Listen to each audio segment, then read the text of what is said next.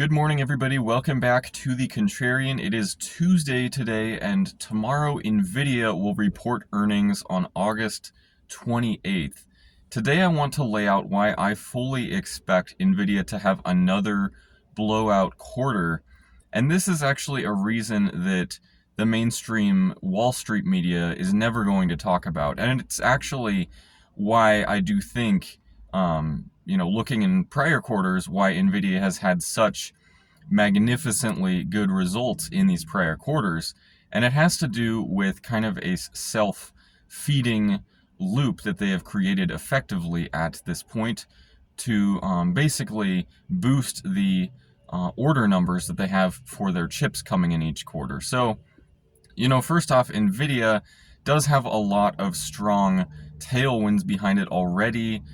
Of course, since ChatGPT, there's the whole AI mania, the whole AI sector as a whole has kind of come into focus, whereas before it wasn't as big of a deal. I mean, artificial intelligence had been talked about, kind of broadly speaking, for several years prior to that, but it was kind of all in the ethereal sense of like, oh, someday this will happen, whereas ChatGPT kind of ushered this into the mainstream where suddenly people were aware of this tool that they could suddenly use, and it turned out to be a lot more useful than what people may have initially thought. So, ChatGPT started this whole AI wave. Since then, we've had all sorts of other companies come into the space wanting to develop their own AI programs for consumers to use, whether they be free, like ChatGPT, or paid, or kind of a combination of the two, like ChatGPT. I mean, there's paid versions you can subscribe to and things like that.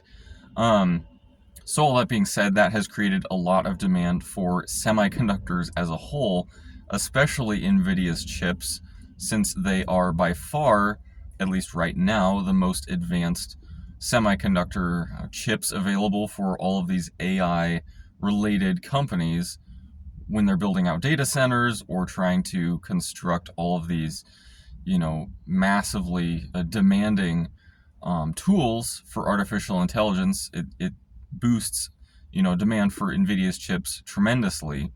As a result, NVIDIA has been able to both boost their production and also, their revenue coming in. I mean, the prices that they're able to get on these chips are pretty insane when you look at, just kind of the costs NVIDIA has to put into them, the revenue they're able to get out of these chips.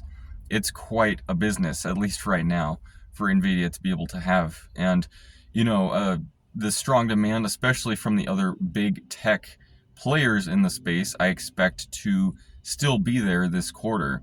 If anything, they may have, raised up their orders for NVIDIA's chips just as the backlog is still there. I don't expect that to continue for forever, but at least for this quarter, I do expect that to still be the case. Now, this kind of fundamental reason why I do expect it to be another blowout quarter for NVIDIA is not just the demand for chips from big tech or other established technology companies, but actually from a lot of AI startups. And the whole self-fulfilling loop that I was talking about before has been pointed out by others, and I've talked about it before a little bit, but I expect this to continue to play into their quarterly numbers more and more heading forward, just because NVIDIA, if possible, would love to keep this kind of growth going. Of course, it's in their best interest, in the interest of the internal, board and shareholders and everybody, to keep this kind of growth going if they possibly can. And at least right now, with all of these AI startups, venture capital very strongly going into this area of artificial intelligence, at least right now, NVIDIA is able to have a lot of demand coming in from AI startup companies. Most of these companies, in my opinion, are not going to make it to maturity and actually survive for another few years. They could go a few years on average, but I do expect, kind of like in the dot-com era, that most of the companies around are going to fail, unfortunately. I mean, you just can't have everybody succeed. That is not how these kind of, new technology areas end up working. It is only kind of the strongest ones that survive, and so a lot of these AI startups that have been funded by NVIDIA, something, on the order of 1,500 AI startups, it seems like if you're a, Yale or Stanford graduate in computer science, you're probably involved in an AI startup of some kind. There's just so many of them at this point. And with all these AI startups, NVIDIA can and does actually give them money, venture capital, and then these AI startups in turn place orders for NVIDIA's chips. So it is effectively creating an added demand for NVIDIA's chips that would not otherwise be there. Now, as I mentioned, I do think that most of these AI startups are not going to last very long, and so as a result, eventually this feedback loop is not going to continue to boost NVIDIA's quarterly numbers for their order backlog and everything like that. So at a certain point, this feedback loop that NVIDIA has created will unwind, and the stock probably, NVIDIA stock probably will correct very heavily from there. And kind of at that same time, I do expect that the orders coming in from big tech will probably slow as well. So, while I'm optimistic on NVIDIA right now, and actually still technically long NVIDIA, but, through semiconductor ETFs, I do expect this, this AI mania bubble, whatever you want to call it.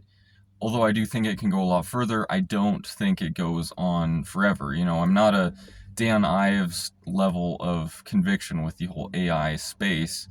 Yeah, it's a development in technology, but also like the dot-com era, it's leading to a lot of mispricings in the stocks related to it.